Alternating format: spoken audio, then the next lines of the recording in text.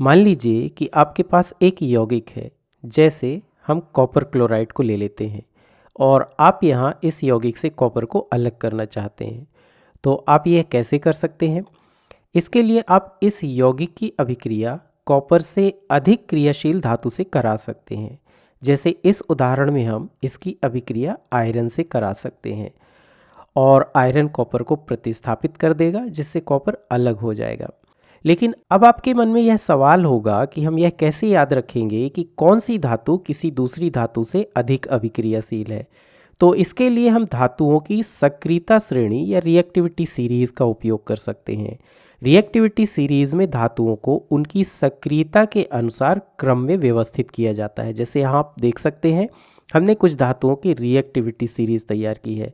इसमें जो सबसे ऊपर धातुएं हैं उनकी सक्रियता सबसे अधिक है, और जैसे जैसे हम नीचे आते हैं धातुओं की सक्रियता कम होती जाती है, और सबसे नीचे जो धातुएं हैं उनकी सक्रियता सबसे कम है। तो इस वीडियो में हम यह समझेंगे कि हम यह सक्रियता श्रेणी कैसे बना सकते हैं और इसका उपयोग करना देखेंगे, और इसके साथ ही यह भी देखेंगे कि हम इसे आसानी से कैसे याद रख सकते हैं। तो चलिए शुरू करते हैं। तो सक्रियता श्रेणी बनाने के लिए हम सबसे पहले कुछ उदाहरण लेते हैं। सबसे पहला उदाहरण हम कॉपर सल्फेट का लेते हैं और इसकी अभिक्रिया हम आयरन से कराते हैं। अब क्या आप बता सकते हैं कि जब कॉपर सल्फेट आयरन से अभिक्रिया करेगा तो हमें क्या मिलेगा? तो जब हम कॉपर सल्फेट की अभिक्रिया आयरन से कराते हैं तो यहाँ आयरन कॉपर सल्फेट से कॉपर को प्रतिस्थापित कर देता है, जिससे हमें कॉपर अलग मिल जाता है और आयरन सल्फेट साथ में मिलता है। इसका मतलब हम कह सकते हैं कि यहाँ पर आयरन कॉपर से अधिक अभिक्रियाशील है। यही कारण है कि इसने कॉपर सल्फेट से कॉपर को प्रतिस्थापित कर दिया। लेकिन इसकी पुष्टि करने के लिए चलिए इस अभिक्रिया का विपरीत करके देखते हैं। मतलब हम आयरन सल्फेट की अभिक्रिया कॉपर से कराते हैं, और जब हम आयरन सल्फेट की अभिक्रिया कॉपर से कराते हैं तो हमें देखने को मिलता है कि यहाँ पर कोई भी अभिक्रिया नहीं होती। ऐसा क्यों हुआ? ऐसा इसलिए है क्योंकि कॉपर आयरन से कम क्रियाशील है, और इसी कारण आयरन के सल्फेट से यह आयरन को प्रतिस्थापित नहीं कर पाता। तो इससे यह पुष्टि हो जाती है कि कॉपर की तुलना में आयरन अधिक अभिक्रियाशील होता है।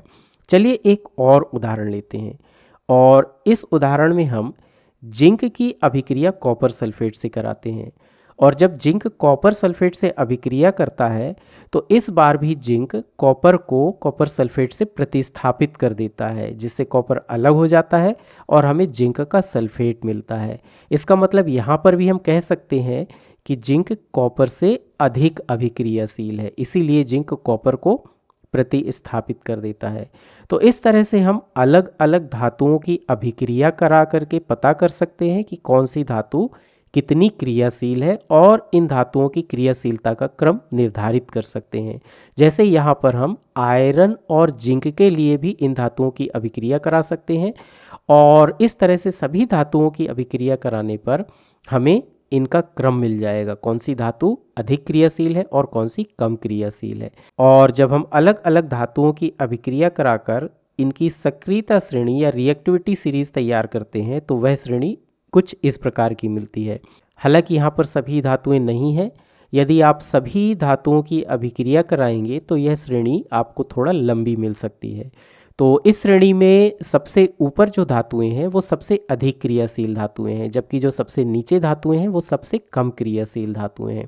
जैसे यहाँ पोटेशियम सोडियम से अधिक अभिक्रियाशील है, इसी तरह से सोडियम जो है कैल्शियम से अधिक अभिक्रियाशील है। और यदि हम नीचे आए तो हम देखेंगे कि सोना या गोल्ड सबसे कम क्रियाशील धातु है। यहाँ पर हमने कार्बन और हाइड्रोजन को भी शामिल किया है।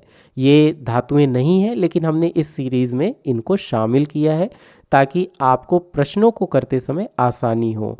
इन पर आधारित प्रश्न भी आपको देखने को मिलते हैं, इसलिए हमने इन्हें इस सीरीज़ में शामिल कर दिया है। लेकिन ध्यान रखें कि ये धातुएं नहीं हैं। अब आइए समझते हैं कि प्रश्नों को हल करने के लिए हम इस सक्रियता श्रेणी या रिएक्टिविटी सीरीज़ का उपयोग कैसे कर सकते हैं। तो मान लीजिए कि आपको एक प्रश्न दिया गया है जिसमें आपको बताना है कि जब हाइड्रोजन मैग्नीशियम क्लोराइड से अभिक्रिया करता है तो हमें क्या उत्पाद मिलेगा। तो हम इसे कैसे हल कर सकते हैं? यहाँ पर हमें मैग्नीशियम का क्लोराइड मिल रहा है और सक्रियता श्रेणी में मैग्नीशियम हमें यहाँ पर मिल रहा है, जबकि हाइड्रोजन यदि देखें तो नीचे मिल रहा है। और सक्रियता श्रेणी में नीचे जो चीज़ें हैं, जो तत्व हैं, वो कम क्रियाशील हैं, जबकि ऊपर अधिक क्रियाशील तत्व हैं। इसका मतलब मैग्नीशियम क्लोराइड में से हाइड्रोजन मैग्नीशियम को प्रतिस्थापित नहीं कर पाएगा। इसलिए हम कह सकते हैं कि यहाँ पर कोई भी अभिक्रिया नहीं होगी, क्योंकि मैग्नीशियम अधिक क्रियाशील है और हाइड्रोजन कम क्रियाशील है, इसलिए हाइड्रोजन मैग्नीशियम को प्रतिस्थापित नहीं कर पाएगा। चलिए एक और उदाहरण देखते हैं। तो मान लीजिए कि हमें आयरन की अभिक्रिया कॉपर क्लोराइड से कराना है। अब क्या आप वीडियो को रोककर बता सकते हैं कि यह अभिक्रिया होगी या नहीं, और यदि अभिक्रिया होगी तो हमें क्या उत्पाद मिलेगा? चलिए देखते हैं। तो यहाँ हमें कॉपर का क्लोराइड दिया गया है और सक्रियता श्रेणी में यदि हम देखें तो कॉपर यहाँ हमें नीचे मिलता है, जबकि आयरन कॉपर से ऊपर हमें मिलता है। इसका मतलब हम कह सकते हैं कि कॉपर कम क्रियाशील है और आयरन अधिक अभिक्रियाशील है। चूँकि आयरन कॉपर से अधिक अभिक्रियाशील है, इसलिए यहाँ पे आयरन कॉपर के क्लोराइड से कॉपर को प्रतिस्थापित कर देगा, विस्थापित कर देगा, जिससे हमें कॉपर अलग मिल जाएगा और आयरन का क्लोराइड मिल जाएगा। तो इस तरह से इस अभिक्रिया में हमें आयरन का क्लोराइड मिलेगा। तो इस तरह से हम इस सक्रियता श्रेणी का उपयोग करके प्रश्नों को आसानी से हल कर सकते हैं और किसी रासायनिक अभिक्रिया के उत्पाद का अनुमान लगा सकते हैं।